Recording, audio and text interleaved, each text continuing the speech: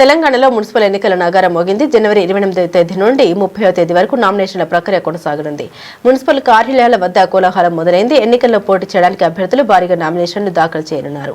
కరీంనగర్ నగరపాలక సంస్థ కార్యాలయం వద్ద నామినేషన్ల ప్రక్రియకు సంబంధించి మా ప్రతినిధి శ్రీకాంత్ మరింత సమాచారం అందిస్తారు.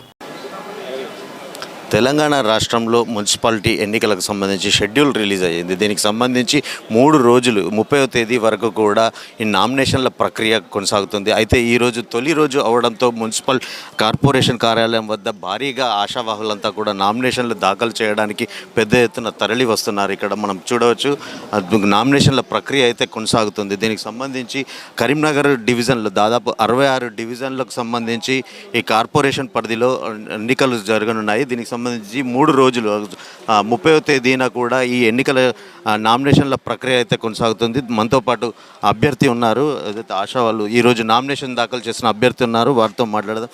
చెప్పండి, ఇక్కడ ఎట్లా ఉంది పరిస్థితి? ఈరోజు తొలి రోజు అవడంతో కూడా ఇక్కడ హడావిడి నెలకొంది కదా, ఎట్లా ఉంది? మీరు నామినేషన్ దాఖలు చేశారా? దాఖలు చేశానండి. యాక్చువల్లీ మినిమం కామన్ సెన్స్ ఉందో లేదో తెలియదు, అర్థమవుతలేదు వీళ్ళకు. అసలు ఎలా ఉండాలి, ఎలక్షన్ ప్రక్రియ ఎలా జరపాలో కూడా మినిమం కామన్ సెన్స్ లేదు, వాళ్ళకు ఐడియా కూడా లేదు. ఒకరేమో ఇవి తేవాలంటారు, ఒకరేమో తేవద్దు అంటారు, ఒకరేమో ఇవి సబ్మిట్ చేయాలంటారు, ఇంకోలేమో ఇవి సబ్మిట్ చేయాల్సిన అవసరం లేదంటారు. వాళ్ళకే క్లారిటీ లేదు. పైనకి వెళ్తేనేమో గందరగోళంగా ఉంది. అసలు కన్ఫ్యూజన్ అంటే కన్ఫ్యూజన్. వచ్చిన వాళ్ళందరినీ ప్యానిక్ చేస్తున్నారు. ఇది కొత్తగా సబ్మిట్ చేయరు, అది కొత్తగా సబ్మిట్ చేయరు. అవసరం ఏమున్నది? నేను ఇప్పుడు సబ్మిట్ చేసి వచ్చానండి. ఇది నామినేషన్ ఫామ్. మీరు అబ్జర్వ్ చేస్తే నామినేషన్ల ఫామ్లో ఒకరు మాత్రమే ప్రతిపాదకులు ఉన్నారు. ఇది ఎవరికైనా వర్తిస్తుంది, క్యాండిడేట్కైనా, ఏదైనా పార్టీ వాళ్ళకైనా, ఇండిపెండెంట్కైనా ఒకటే క్యాండిడేట్, ఒకటే ప్రతిపాదకునికి ఉంది. దీనిలో ఎక్కడ కూడా మీరు హౌస్ ట్యాక్స్ కట్టిరా, నల్ల ట్యాక్స్ కట్టిరా అనేది ఎక్కడ కూడా మెన్షన్ చేసి లేదు. అదేవిధంగా చెక్ లిస్ట్ మనకు వాళ్ళు ఇస్తారు అన్నట్టు. ఏది నువ్వు నామినేషన్ ఫామ్ సబ్మిట్ చేసిన తర్వాత చెక్ లిస్ట్ ఇస్తారు. ఇందులోనైనా మరి ఇందులో ఎక్కడైనా కాలంలో అయినా నువ్వు ఇంటి ట్యాక్స్ కట్టినావా లేకుంటే నల్ల ట్యాక్స్ కట్టినావా ఉందంటే ఇందులో కూడా లేదు. దాన్ని అంతా కూడా ప్యానిక్ చేస్తున్నారు, దాన్ని అనవసరంగా రాద్ధాంతం చేస్తున్నారు. నేను ఇప్పుడు మున్సిపల్ కమిషనర్ గారిని అడిగాను ఇదే విషయం కూడా.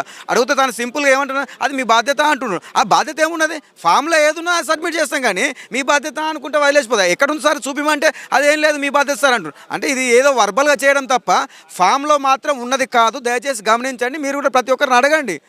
మన రెస్పాన్సిబిలిటీ కూడా అడిగి మీరు ఇక్కడ నామినేషన్ వేయవచ్చు. చాలా మంది అభ్యర్థులు కూడా గందరగోళ పరిస్థితిలో ఉన్నారు. అటు ఇటు పరుగులు పెడుతున్న పరిస్థితి.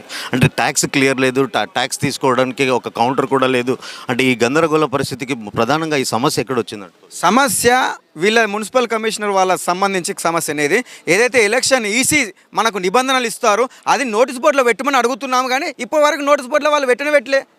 నోటీస్ బోర్డులో ఒక నామినేషన్ వేసే క్యాండిడేట్కి సంబంధించి ఆయన ఎంత ఏజ్ ఉండాలి, ఏమేమి సబ్మిట్ చేయాలి, ఎలా సబ్మిట్ చేయాలనేది వీళ్ళు డిసైడ్ చేసింది కాదు కదా. ఎలక్షన్ కమిషన్ ఇండియా డిసైడ్ చేసింది. వాళ్ళు ఏదైతే రూల్స్ ఉంటాయో అవి పర్టికులర్గా ఇక్కడ పెడితే అయిపోతుంది, అందరు చూసుకుంటారు కదా.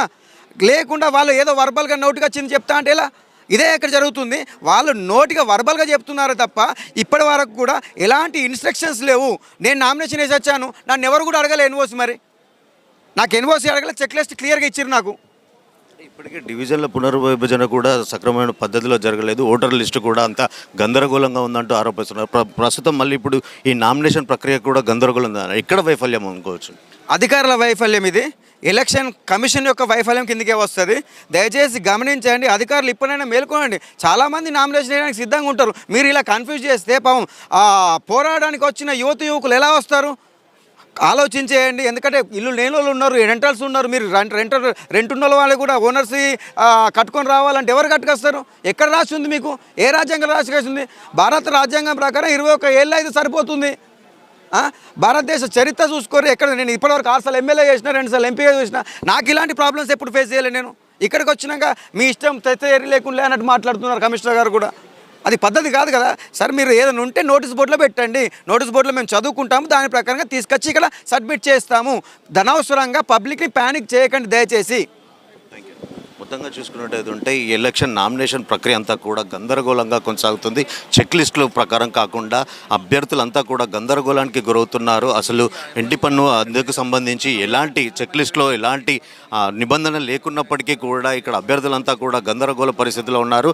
అధికారులను ప్రశ్నిస్తే సమాధానం రావట్లేదంటూ కూడా తను అసహనం వ్యక్తం చేస్తున్నారు. కెమెరా పర్సన్ గౌతమ్తో శ్రీకాంత్, S6 న్యూస్, కరీంనగర్.